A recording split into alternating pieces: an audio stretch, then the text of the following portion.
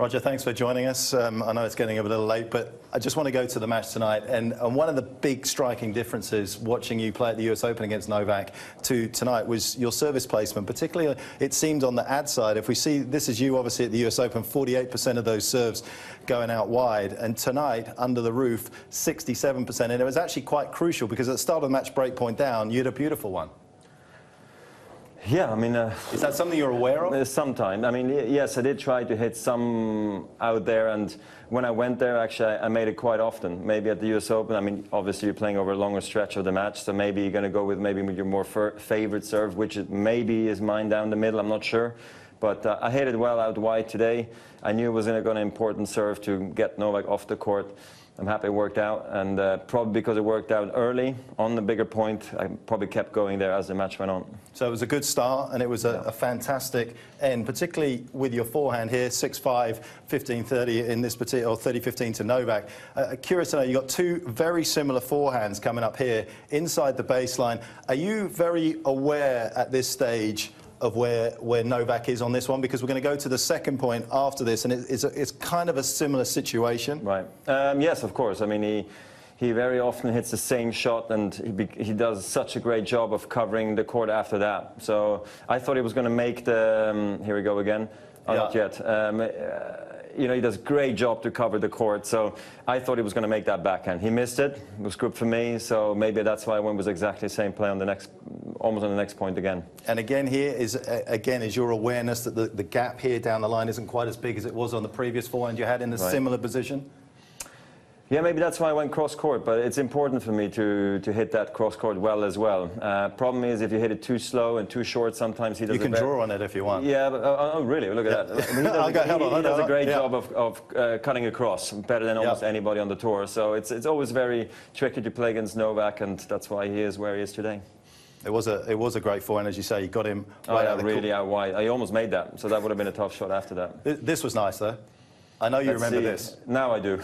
I got a little lucky with the tape, I must say, but then this was a very tough shot because I almost had the wrong grip, but then I was able to adjust very well under pressure, and I've played a lot of net tennis this year, so I think it's helped me to stay calm under a very important point here. Second set, obviously feeling pretty good, although you were up a break. I'm curious to know, this 2-all, you've lost the break. That second serve there, if we just have a little look up here, was a pretty quick one. At that stage, did you feel the momentum changing at all? Did you feel you needed to go for a big serve? Or was it just something that instinctively happened? It just felt like it was the right thing to do. Look, I don't feel like I hit that with immense risk at that speed, down that middle. Of course, it was a big point. I still thought that Novak was going to make it. So that was my mindset, obviously, to get ready for the next one. Clearly, then, the really important shot as well is the ace right after. And then good serving, staying calm, and just getting out of that game. But, of course, it was a big game because he had just broken back. It was a pity because I didn't play a bad game when I got broken. But then again, a bit lucky here on that shot. But as well, I picked the side, so he was in no man's land. You're not always lucky, let's be honest. You've used that word twice already tonight. Today I got a little lucky, maybe at the right times. But at the same time, I think I pushed him my way.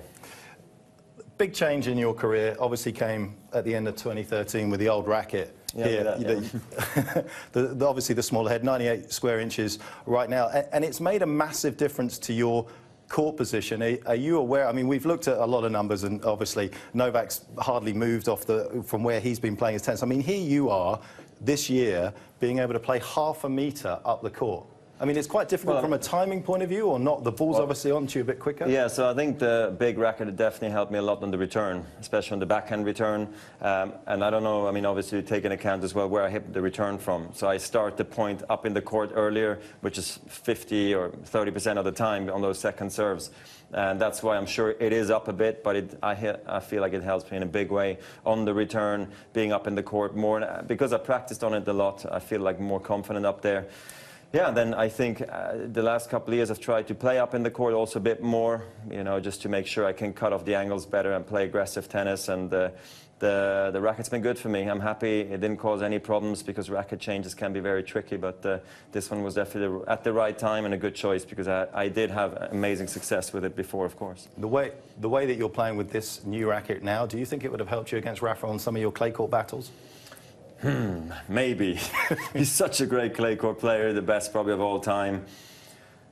I'd like to think not, but maybe. Who knows? I definitely also feel where it's helped me a lot is giving me easier power on the serve. You know, just serving more consistent, easier, more often has been a key for me as well with the new racket. You obviously serve great. You touched on your serve. Was that a big change for you in terms of the bigger racket, in terms of accuracy? Obviously, the power's still there. Well, for me, it was really important that when I did make the racket change, that I was going to feel a difference on the serve and on the backhand, and I got that. I just needed to figure out how to hit the slice and the forehand.